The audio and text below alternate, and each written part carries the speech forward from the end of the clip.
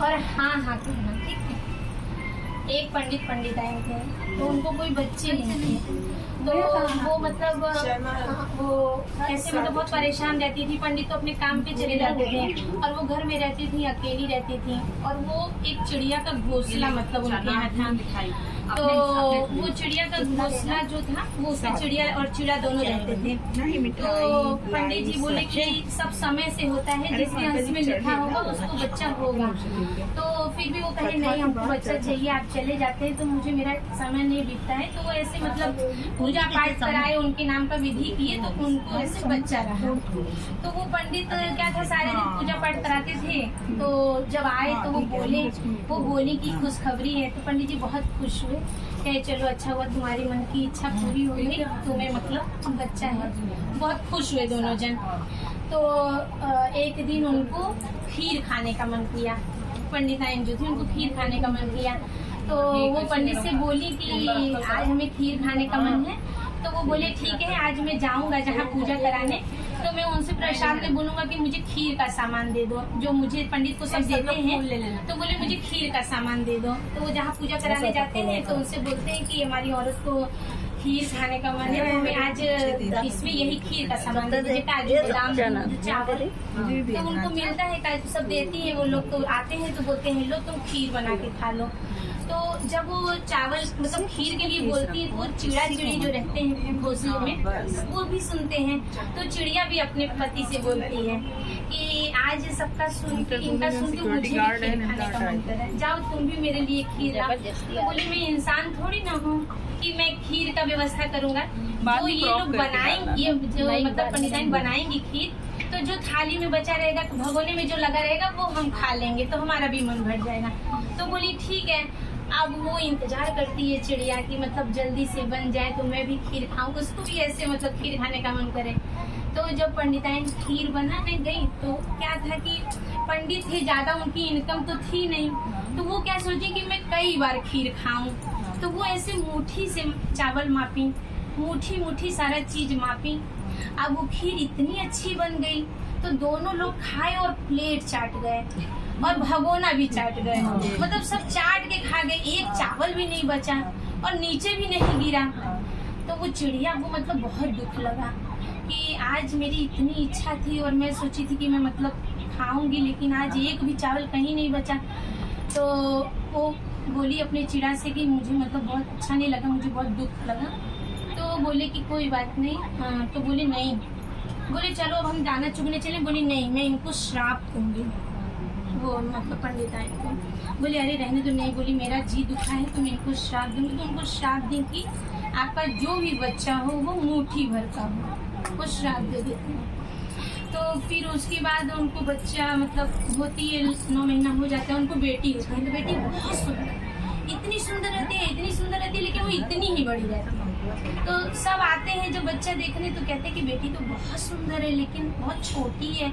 तो पंडित जी कहते हैं कि समय किस हिसाब से बड़ी हो जाएगी, अभी तो मतलब पैदा ही हुई है। तो वो मतलब अपने मन को भी समझाती है कि ठीक है।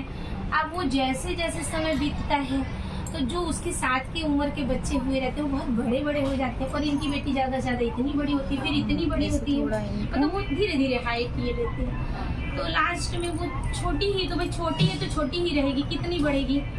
तो वो जब मतलब सब देखने आता था तो सब बोलता था अरे तुम्हारी मूठा कहाँ गई, तुम्हारी मूठा कहाँ गई। तो पंडिताइन को ये अच्छा नहीं लगता था कि मतलब मेरी बेटी को सब ऐसे बोलते हैं। तो वो पंडित जी से बोली कि मेरी बिटिया को सब ऐसे बोलते हैं, मुझे अच्छा नहीं लगता है जो भी मिलने आता है। तो बोले कि ऐसा करो तुम उसका कोई नाम रख दो और जब कोई बोला करे तो तुम बोल दिया करो कि मेरी बेटी का ये नाम है। तो बोली कि ठीक है। जब वो सब गई नल पे पानी भरने के लिए, वहीं वो बेटी खेल रही थी। तो सब बोली अरे मूठा तुम्हारी कहाँ है, कहाँ है। बोले उनका नाम मूठा नहीं है, उनका नाम रानी है। तो बोली अरे वही रानी मूठा कहाँ गए। सब मूठा मतलब लगाए। अब उनको इतना दुख लगे कि मेरी बेटी को सब ऐसे बोल रहे हैं, उनको अच्छा ही ना लगे। तो बाद में वो क्या की कि परेशान हो गई, बोले पंडित जी से कि अब इनको ले जाओ कहीं छोड़ दो, तो मुझे बहुत बेइज्जती महसूस होती है। बोले तुम बेटी के लिए तरसती थी और तुम अभी कैसे इनको छोड़ दोगी। बोली नहीं तुम इनको ले जाओ, छोड़ो, मुझे नहीं रखना है इनको। अब पंडित जी के सामने वो जिद करने लगी कि नहीं रखना है, मुझे नहीं रखना। तो पंडित जी भी बेहोश होके बोले ठीक है, जो इनका कपड़ा है, सामान है, जो इनका दे दो, मैं इनको छोड़ आता हूँ।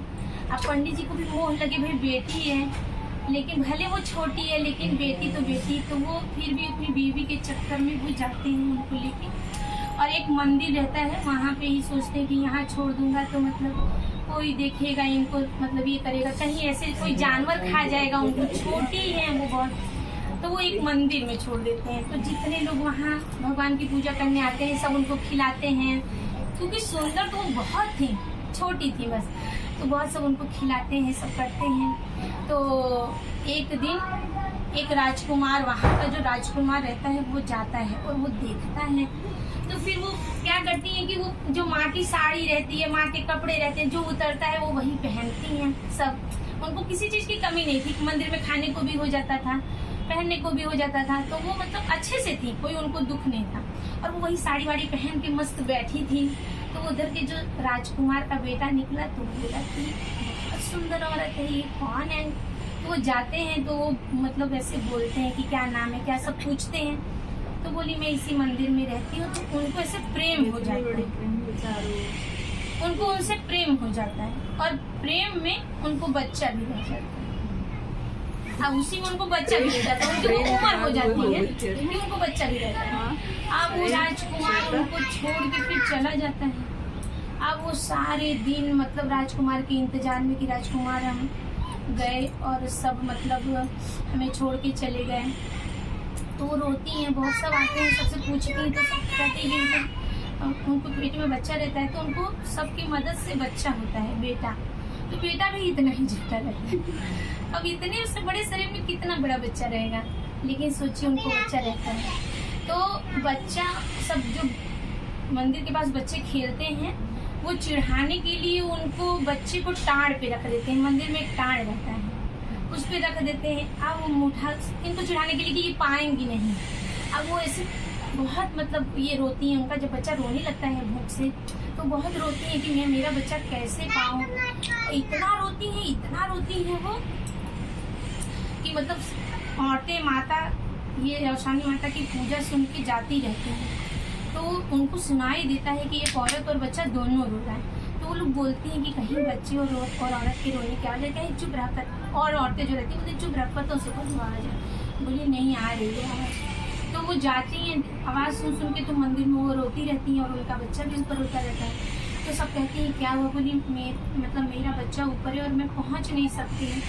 तो वो लोग कहती है रो मत, हम बच्चा उतार देते हैं तुम्हारा। तो बच्चा जब उतार देती हैं तो बोलती है कि ये बच्चा कैसे, मतलब तो बोलती है कि ऐसे ऐसे हमें एक राजकुमार आए और हमसे वो प्रेम की और हमें बच्चा भी रहेगा, लेकिन अब वो नहीं आते हैं, अब मैं उनका इंतजार करती हूँ, आते हैं। तो बोली कि आप लोग कहाँ से आ रही हैं? बोली हम लोग औशानी माता की पूजा सुन के आ रहे हैं, और तुम भी औशानी माता का मन में ये करो, और वो तुम उनसे बोलो कि हमें स्त्री जैसा सुंदर और मतलब स्वरूप दे, हमें मेरा शरीर ऐसा करे कि मैं भी एक सुंदर औरत के रूप में रहूं, और वो जरूर तुम्हारी मतलब पूरी करेंगी। तब उसके बाद वो माता औशानी का सिर्फ सोच करती हैं और उनकी हाइट अच्छी हो जाती है, एकदम औरत जैसी हो जाती है। अब वो फिर से ऐसी, और उनको राजा के जो बेटे रहते हैं उनको स्वप्न देती हैं औशानी माता कि तुम्हारी औरत तुम्हारा इंतजार कर रही है और तुम जाओ उसको ले। तो वो उठते हैं। अब वो तो उनके घर में उनकी माँ बाप को मालूम नहीं था कि हम शादी कर चुके, मतलब हमारा बच्चा है। अब वो आते हैं तो मंदिर में, तो वो देखते हैं तो कहते हैं कि तुम मतलब इतनी कैसे क्या हुआ? तो बोले कि हमें ऐसे ऐसे औशानी माता का पूजा की, ऐसे ऐसे मेरा हाइट भी बढ़ गया, अब आप हमको अपना लीजिए। तो बोले अब हम तुम्हें अपने घर ले चलेंगे, मेरी माँ तो नहीं अपनाएंगे लेकिन हम एक बार बात करेंगे। जाते हैं बच्चा लेके और औरत लेके, और बच्चा भी अच्छा रहता है, औरत भी खूब सुंदर तो थी ही, हाइट भी अच्छी हो जाती है उनकी। जाती हैं तो वो अपनी माँ से बोलते हैं कि मम्मी मैं शादी कर लिया हूँ और आपको एक पोता भी। तो कहते हैं ठीक है, पोता तो मैं अपनाऊंगी लेकिन बहू नहीं अपनाऊंगी, तुम बहू का मैं मुँह नहीं देखना चाहती। कहने एक बार आप चलो देख लो, मत अपनाना। जब आती हैं तो इतनी सुंदर बहू, कहती इतनी सुंदर बहू तो मैं खुद नहीं खोज पाती कभी जिंदगी में, इतनी सुंदर बहू है। फिर मतलब माता औशानी की कृपा से उनको बेटा बहू को अब रखी है। बोलो औशानी माता की जय।